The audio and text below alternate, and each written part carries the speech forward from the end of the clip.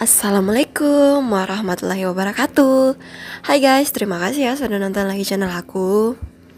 Di video kali ini saya akan membahas tentang konsep dasar dari administrasi kesehatan. Di video ini adalah akan menjadi part 1.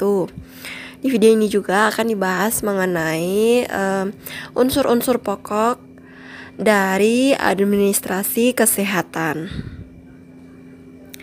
Namun sebelum kita mulai dari video ini, bagi teman-teman, jangan lupa dukung dulu channel aku dengan cara subscribe.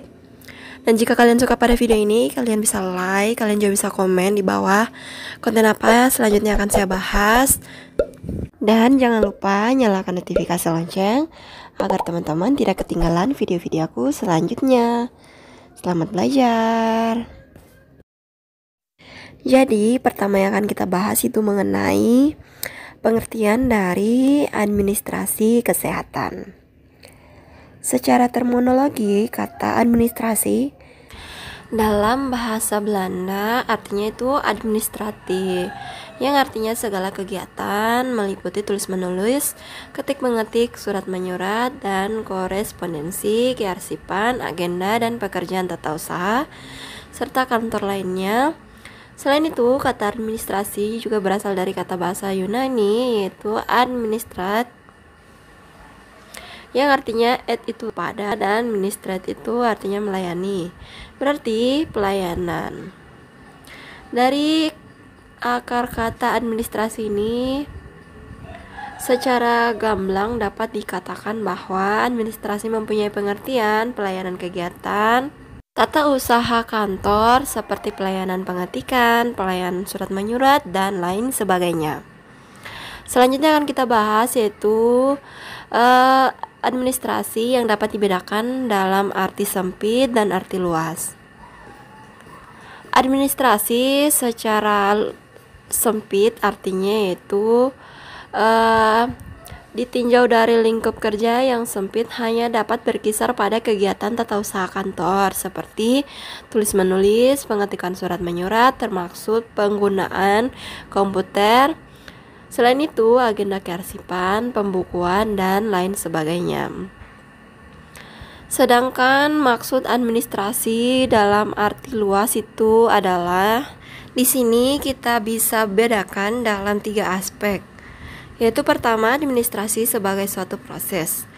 Maksudnya yaitu administrasi merupakan keseluruhan proses mulai dari proses pemikiran, perencanaan, pengaturan, penggerakan, pengawasan sampai dengan proses pencapaian tujuan.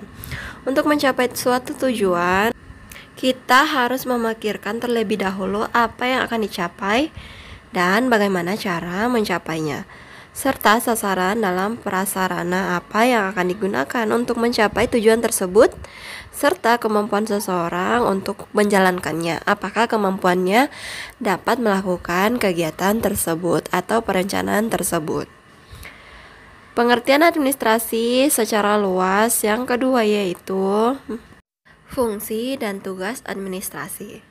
Ditinjau dari fungsi atau fungsi tugas administrasi, maka administrasi adalah keseluruhan tindakan atau aktivitas yang dilakukan oleh seseorang yang berkedudukan sebagai administrator, yaitu orang yang memegang jabatan dalam manajemen suatu organisasi. Pengertian luas administrasi yang ketiga yaitu kepranataan atau institusi administrasi. Ditinjau dari kepranataan atau institusi, maka administrasi dapat kita lihat dari segi kegiatan adalah suatu lembaga yang melakukan aktivitas tertentu, misalnya dinas kesehatan, rumah sakit, puskesmas. Maka ada orang-orang yang melakukan kegiatan administrasi dalam lembaga itu. Setelah kita membahas pengertian dari administrasi, maka selanjutnya kita akan masuk pada unsur-unsur pokok yang ada di administrasi kesehatan. Jadi, unsur-unsur yang ada di administrasi kesehatan yaitu pertama, mengenai input, proses, output, sasaran, serta dampak.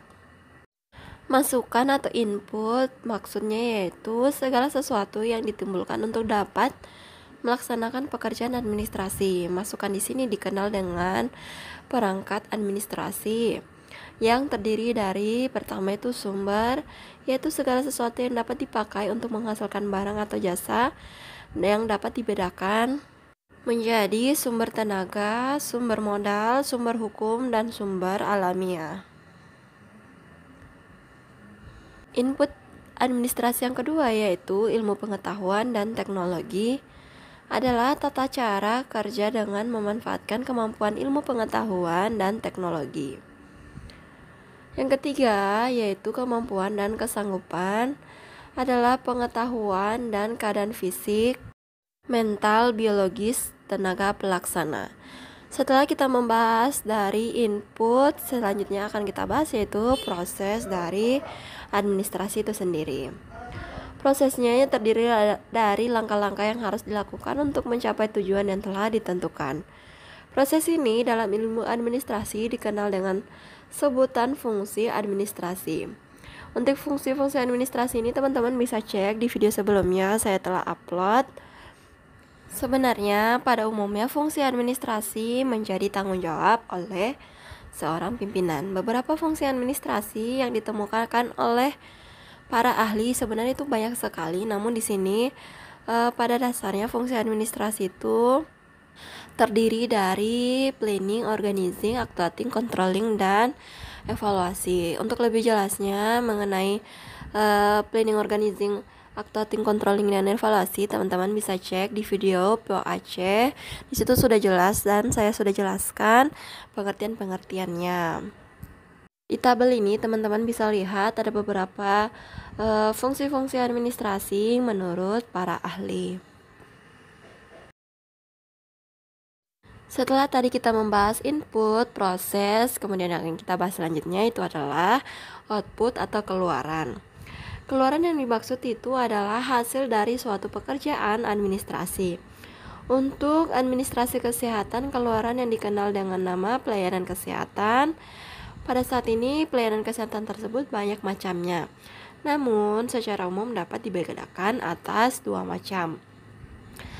Yang pertama yaitu namanya pelayanan kesehatan kedokteran, dan yang kedua yaitu pelayanan kesehatan masyarakat. Contoh keluaran, misalnya kegiatan di perkantoran.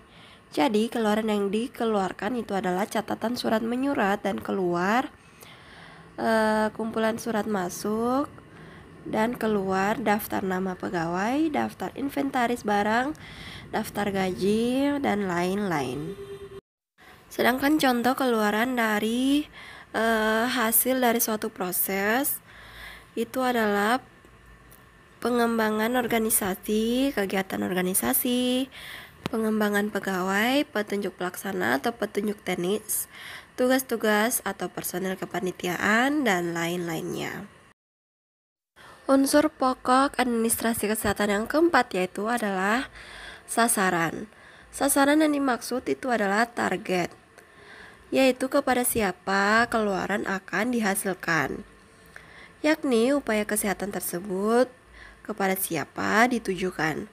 Untuk administrasi kesehatan, sasaran yang dimaksud di sini dibedakan menjadi 4 macam, yaitu perorangan, keluarga, kelompok, maupun masyarakat. Sasaran di sini bisa bersifat langsung maupun tidak langsung.